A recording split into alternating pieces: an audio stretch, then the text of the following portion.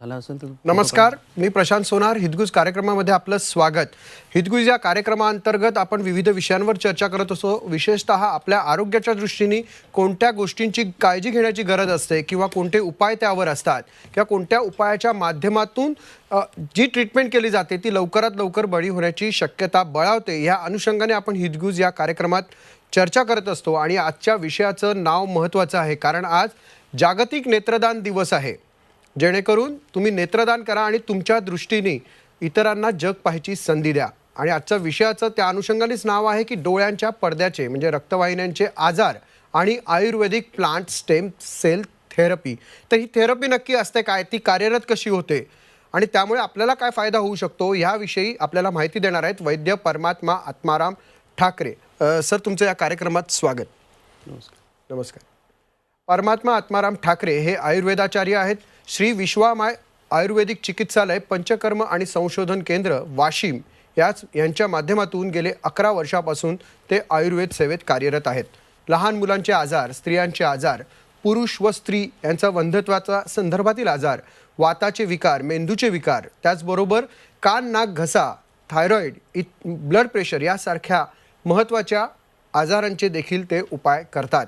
या अनेक आजारांसह अनेक रुग्णांवर त्यांनी यशस्वी चिकित्सेचा वैद्याकडे अनुभव आलेला आहे. आयुर्वेदिक प्लांट स्टेम सेल थेरपीच्या विशेष संशोधनातून डोळ्यांच्या दुर्धर आजाराच्या हजारो रुग्णांना यशस्वीरित्या त्यांनी बरं केलं आहे. ज्या रुग्णांना जवळची लांबची दृष्टी कमी झाली होती त्या रुग्णांना तब्बल 5 ते 10 मिनिटांमध्ये दृष्टी सुधारून स्पष्ट वाचता येऊ शकतं.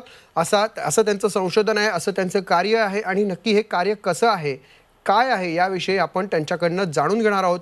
बऱ्याच जणांना चष्म्याचा नंबर वाढला हा विषय देखील असतो, त्यामुळे हा कार्यक्रम तुमच्यासाठी अत्यंत महत्त्वाचा आहे. ठाकरे सर, नमस्कार. कार्यक्रमामध्ये आपलं स्वागत. सर, ही थेरपी असते काय आणि त्याचं काय म्हणजे त्याचा फायदा काय होतो? थेरपी एक आता स्टेम सेल थेरपी जो पार्ट जो आपण बनतो याच्या नावातच सगळं काय मी नेहमीच सांगतो ही निसर्गाने दिलेली एक चिकित्सा आहे. आयुर्वेदशास्त्र हे आपलं भारताचं आहे आणि हे एक जीवाला म्हणजे जे प्राणी आहेत, जे मानव आहेत यांच्या हितासाठी काम करणार आहे आणि याच्यापासून कोणताही साईड इफेक्ट नाही आहे किंवा याचे दुष्परिणामही नाही आहेत किंवा आणि जे मिळणार ते चांगलंच मिळणार लोकांसाठी. आता याच्यात सगळ्यात महत्त्वाचे जे रिस्क फॅक्टर आहेत, सगळ्यात जे आजचा जो विषय आपला जो बोलायचा आहे तो डोळ्याचे पडद्याचा आणि रक्तवाहिन्याचा. हा जो लास्ट पार्ट आहे तो डोळ्याचा, हा फार महत्त्वाचा आणि सेन्सिटिव्ह पार्ट आहे. हा जर पार्ट जर स्वस्थ राहिला किंवा हेल्दी राहिला तर डोळ्याची दृष्टी ही चांगली राहते. अन्यथा मग इथनं डोळ्याची कायमस्वरूपाची दृष्टी ही जाऊ शकते. असं म्हणजे एक महत्त्वाचा पार्ट जो आहे तो रक्तवाहिनी आणि पडदा. मग याच्यामध्ये नेमकी विकृती काय येते आणि याचे कारणं कोणते ते आपल्याला प्रेक्षकांना सांगायचं आहे, जेणेकरून त्यांनी त्याही गोष्टी जर केल्या तर मग जेणेकरून त्यांची दृष्टी हे स्वतः ते डॉक्टरहून वाचवतील. जेणेकरून ज्या रुग्णांना सतत सर्दी असते, खोकला असते, मी नेहमी सांगतो ताप आहे किंवा मग त्यांना BP, शुगर यासारखे जे बरेच दिवसाचे आजार आहेत. आता सगळ्यात जास्त BP आणि शुगर हा दोन ज्या गोष्टी आहेत ते भारतामध्ये सगळ्यात जास्त वाढलेल्या आहेत. याचा जर आता शुगरचा विषय जर झाला तर रक्तामधली शुगर आणि लघवीतली शुगर असते.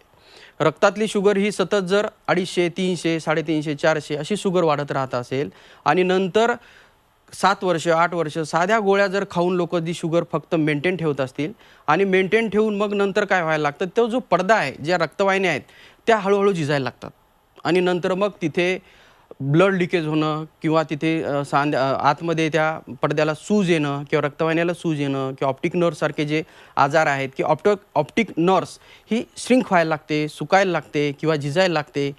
अशा स्वरूपाचे गंभीर स्वरूपाचे नंतर आजार होतात. यांना कुठेही औषधं नाही आहेत आणि रुग्णांची दृष्टी ही कायमस्वरूपीची जाते.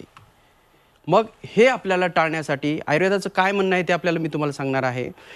आयुर्वेदामध्ये वात, पित्त आणि कफ असे 3 दोष सांगितलेले आहेत. 7 धातू सांगितले आहेत. वात, रस, रक्त, मांस, मेद, अस्थि, मज्जा आणि शुक्र आणि 3 मल सांगितलेले आहेत. त्याच्यामध्ये या 13 गोष्टीवर सगळं शरीर चाललेलं आहे.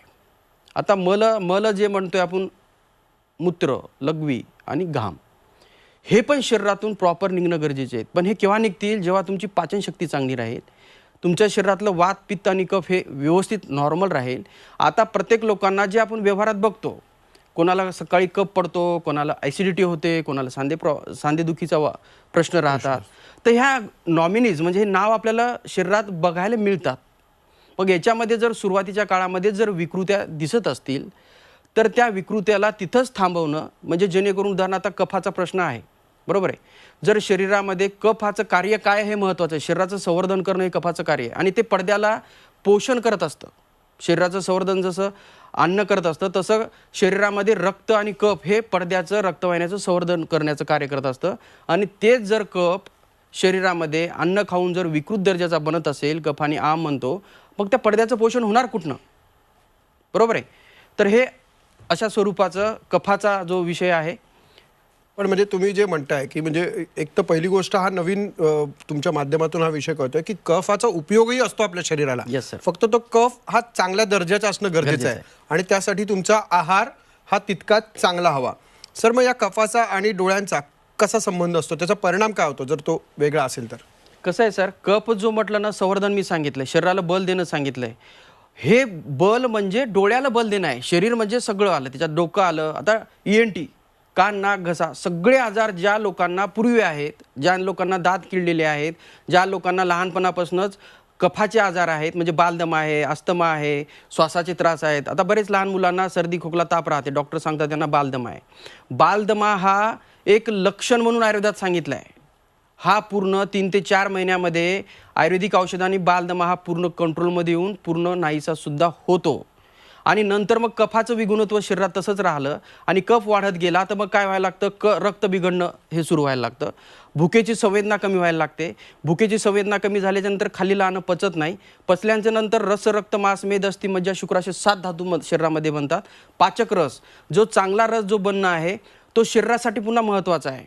आणि तो रस आणि कफ एकत्र येऊन डोळ्याच्या रक्तवाहिन्यामध्ये, पडद्यामध्ये अवरोध निर्माण करायला लागतात, सूज यायला लागते. तिथून मग जर रक्तप्रवाह हा शरीरात वात हा पूर्ण घेऊन जात असतो, मग तिथे अवरोध असला, तिथं ब्लॉकेज असलं तर मग त्या डोळ्याच्या प्रत्येक सेल्सपर्यंत रक्त हे चांगल्या दर्जाचं मिळत नाही. मग तिथे टिश्यू मरणं चालू व्हायला लागतात. मग BP, sugar, cholesterol, uric acid, ज्या लोकांचे सतत रेजमध्ये राहतात, वाढलेले असतात, त्या लोकांना लवकरात लवकर डोळ्याच्या अनुषंगाने समस्या ह्या व्यवहारात आम्हाला दिसून आलेल्या आहेत. मग यांचं पहिलेच याचं निराकरण करणं गरजेचं आहे. आता कफाचा आजार जर म्हणाल तर इथे सगळ्यात महत्त्वाचं जे ग्लुकोमा सांगितलेला आहे, जो आता सध्या मोतीबिंदूचा खूप मोठा प्रश्न आहे.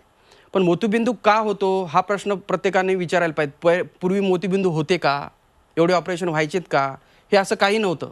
किंवा काचबिंदू, मोतीचू बिंदूचं काचबिंदूत रूपांतर झाले. शरीरामध्ये ज्या लेन्स आहे, आता कॉर्निया बाहेरचा जो काळा बुबुळ दिसतं कॉर्निया आहे, त्याच्या पाठीमागे लेन्स आहे, त्याच्यामागे विट्रस जेली आहे, त्याच्यामागे रेटिना आहे, त्याच्यानंतर रक्तवाहिनी आहे.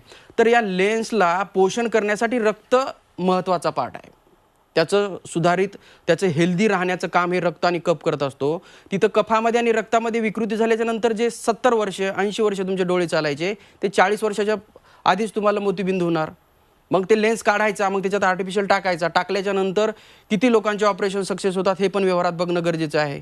कारण की त्या लेन्स टाकल्याच्या नंतर त्या लेन्सला प्रॉपर रक्तवाहिन्या किंवा रक्त हे त्या तिथे आहे का, ॲटमॉस्फिअर चांगला आहे का, आणि ते काचबिंदू मोतीबिंदू झाल्याच्या नंतर तुमच्या शरीरात जे कारणं पूर्वी पडलेले आहेत त्याचं निराकरण कोण करणार. मग बरेच रुग्ण आमच्याकडे येतात, सर मी मोतीबिंदूचे 2 ऑपरेशन केलेत, 3 केलेत, अजून सांगितलं, आता याच्यात काय उत्तर आहेत का. तर यस आहेत. पहिले एक मला सांगायचं रुग्णांना की मोतीबिंदू होऊ नये याच्यासाठी आयुर्वेदात उपचार आहेत.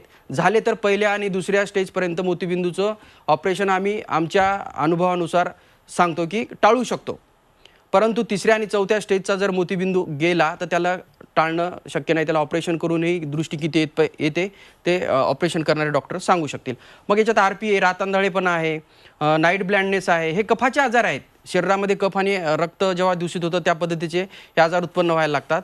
नंतर विट्रस जिली नावाचा एक पार्ट असतो जो डोळ्यामध्ये असतो. तिथे जर कफाची उदीरीकरण जास्त झालं, कफ वाढत गेला तर विट्रस जिली खराब व्हायला लागते.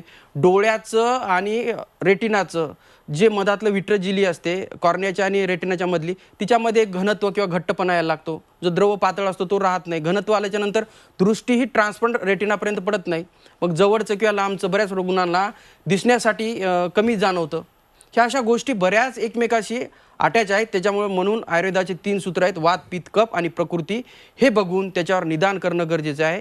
आयुर्वेद हे मुळात जाऊन काम करतं, वरवरचं काम नाही आहे. कारण की तुमचं वात, पित्त आणि कफ हे जोपर्यंत तुम्ही शरीरात बॅलन्स राहत नाही आहे, 7 धातू बॅलन्स राहत नाही आहे, तोपर्यंत शरीराची प्रकृती ही चांगली राहू शकत नाही, कितीही गोळ्या खाल्ल्या आणि कितीही डॉक्टरकडे गेले तरी पण. सर, तुम्ही म्हणालात की वेगवेगळ्या प्रकारच्या माणसांना हे होतं, वृद्धांना हे होतं, पण लहान मुलांमध्ये देखील हे प्रमाण जास्त असतं. Yes. म्हणजे 2 प्रश्न आहेत. एक तर लहान मुलांना असतं ते म्हणजे अनुवंशिक असतं असं समजायचं, की आता म्हणजे कोरोना नंतर किंवा मोबाईलचा वापर, वाढत्या साधनांचा वापर झाल्यामुळे ह्या गोष्टी होतात, कसं फरक समजायचा? कसं असतं सर, आता काही अनुवंशिक आजार पण आयुर्वेदात सांगून ठेवलेले आहेत आणि अनुवंशिक आजाराला उत्तरंसुद्धा आयुर्वेदात सांगून ठेवलेली आहेत. आता बरेच लोक म्हणतात अनुवंशिक आजाराला औषधं नाही आहेत, परंतु आयुर्वेदशास्त्रामध्ये अनुवंशिक आजाराला उत्तर आहेत आणि ते आईच्या पोटात बाळ असताना हे औषधं 3 ते 4 महिने, याला बीजसंस्कार म्हणतो आम्ही, आईवडिलाला औषधं देतो आणि नंतर ते जे आता चष्म्याचा प्रश्न असू द्या किंवा कोणते शरीरात व्यंगत्वाचा प्रश्न असू द्या किंवा अनुवंशिक आजार जे चालणारे पुढे आलेले आहेत, त्यांना तिथं आपण आळा घालू शकतो आणि पूर्ण थांबवू सुद्धा शकतो, परंतु कन्सीव्ह राहण्याच्या आधी. मग इथं झाला बीजसंस्कार. आईच्या पोटात बाळ राहिल्याच्या नंतर त्या बाळाची डेव्हलपमेंट होणं चांगली गोष्ट गरजेची आहे. तर त्या पद्धतीनं गर्भसंस्कार एक पार्ट आयुर्वेदात सांगून ठेवला आहे. त्या पद्धतीने त्याचं औषध उपचार चालतात आणि नंतर जे बाळाची उत्पत्ती होते ती चांगलीच होते. मग इथे हे बीजसंस्कार, गर्भसंस्कार जर व्यवस्थित आईच्या पोटात बाळ असताना जर केले तर हे प्रश्न पुढं अनुवंशिकतेमध्ये येत नाहीत. अनुवंशिक आजार इथं आपण हद्दपार करू शकतो. मग याच्यात आता चष्म्याचा नंबर म्हणा, की आता बरेच आईवडिलांना चष्म्याचा नंबर असतो, मुलांना लवकर येऊन जातो. आता बीपी शुगरचा प्रश्न अनुवंशिक आलेला आहे, त्याच पद्धतीनं मुलांना येऊन जातो. पण बीपी शुगर न होऊ द्यावा आमच्या मुलांना, त्यासाठी खाणं पिणं वागणं ह्या आयुर्वेदात खूप महत्त्वाच्या गोष्टी आहेत. तर अनुवंशिक आजारमध्ये रेटिनल पिगमेंटोसासारखा आजार आहे, एक टोसिस सारखा आजार आहे, की जेणेकरून डोळ्याची जी पापणी असतात त्या नेहमी अशा बिलकुल खाली पडायला लागतात किंवा आय पॅरालिसिस सारखे प्रश्न असतात. असे बरेच अनुवंशिक आजारही डोळ्याच्या संदर्भाने, शरीराच्या संदर्भाने जे येतात त्या आजाराला आयुर्वेदामध्ये नक्कीच उत्तर आहेत. आता याच्यामध्ये काय डिलेड माइलस्टोन नावाचा एक प्रकार असतो. बाळाची मेंदूची डेव्हलपमेंट होत नाही.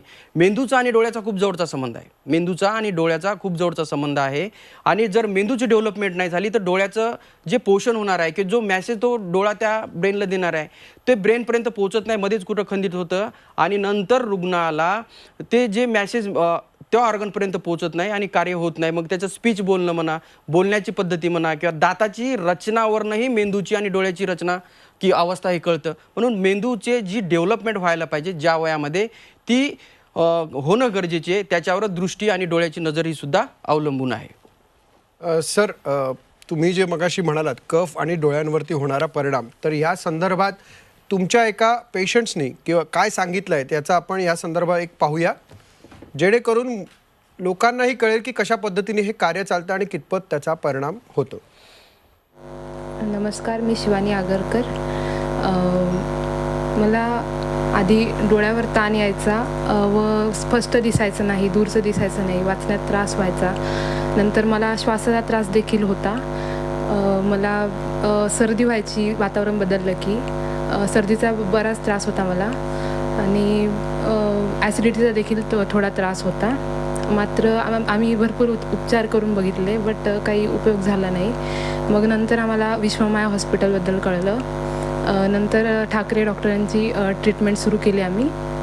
त्यानंतर मात्र 3 ते 4 महिन्यातच मला माझ्या डोळ्यावरचा ताण अगदी नाहीसा झाला. मला बिना चष्म्याचं देखील आता वाचता येतं, व्यवस्थित दिसतं सगळं. मी 1 महिना चष्मा वापरला नाही तरी पण मला सगळं व्यवस्थित वाचता येतं, ताण येत नाही बिलकुल. आणि श्वासाचा त्रास तर अगदी नाहीसा झाला आहे आणि सर्दी देखील होत नाही आता आणि ॲसिडिटीचा त्रास देखील पूर्णपणे नाहीसा झाला आहे.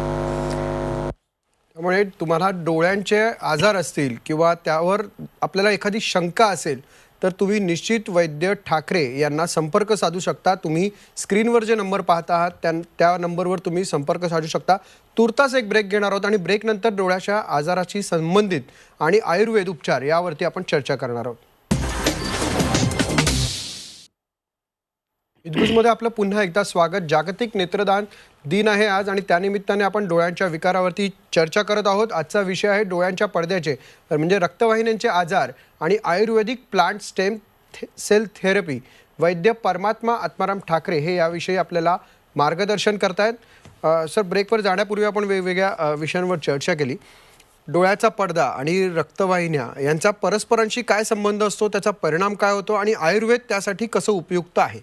कसं आहे, आता पडदा म्हटलं ना की सगळ्यात महत्त्वाचं पडद्याचं पोषण कशापासून होतं, पडदा बनलेला कसा आहे हे महत्त्वाची गोष्ट आहे. जसं मी तुम्हाला मागे सांगितलं की पडदा जो आहे ते असंख्य रक्तवाहिन्यांनी बनलेला आहे आणि रक्तवाहिन्यामध्ये रक्त असतं आणि शरीरात पूर्ण रक्तवाहिन्याचे जाळे आहेत आणि याच्यामध्ये फिरत कोण असतं, रक्त. तर रक्त महत्त्वाचं बनतं कुठे, लिव्हरमध्ये, अन्न खाऊन पचल्याच्या नंतर.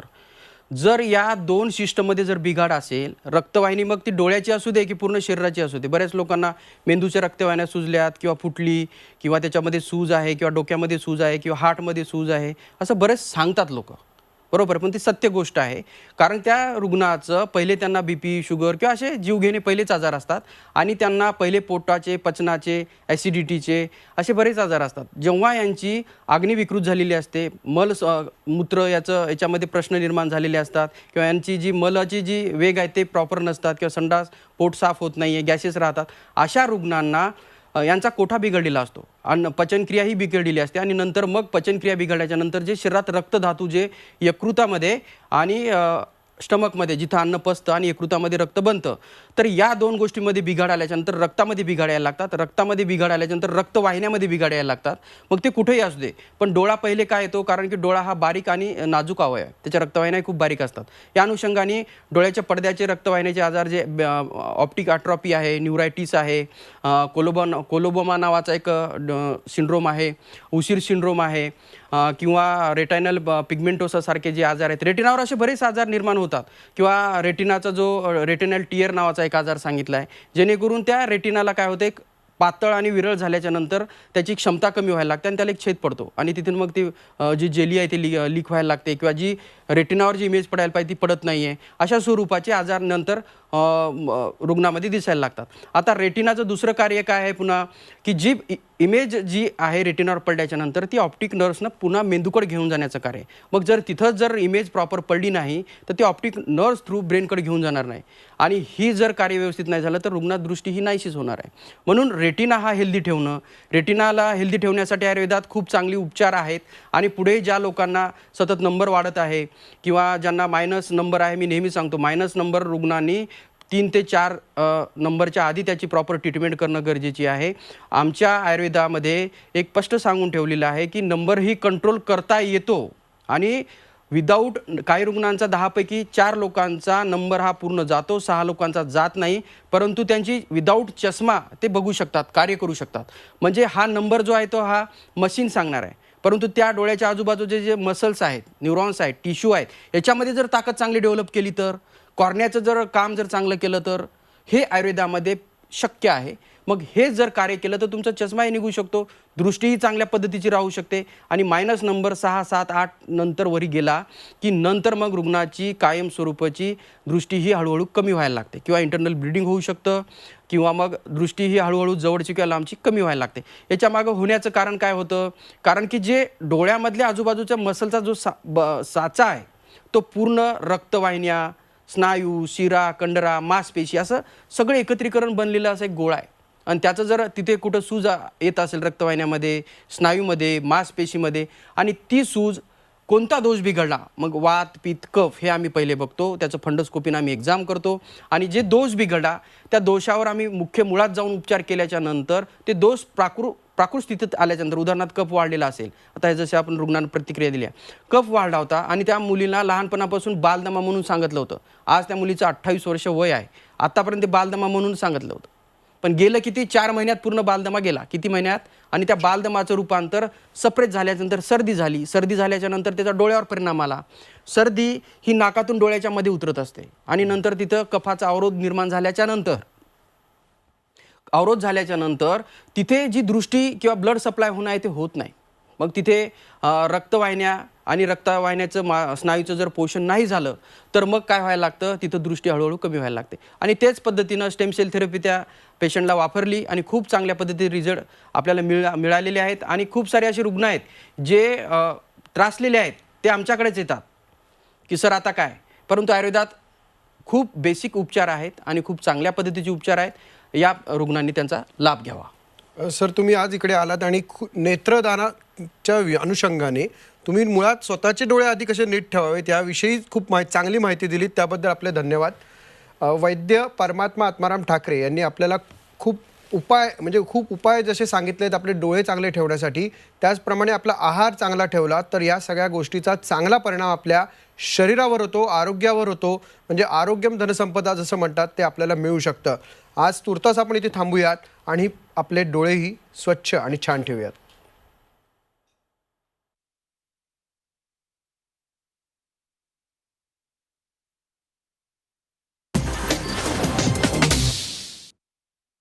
छत्रपतींचा विचार म्हणजे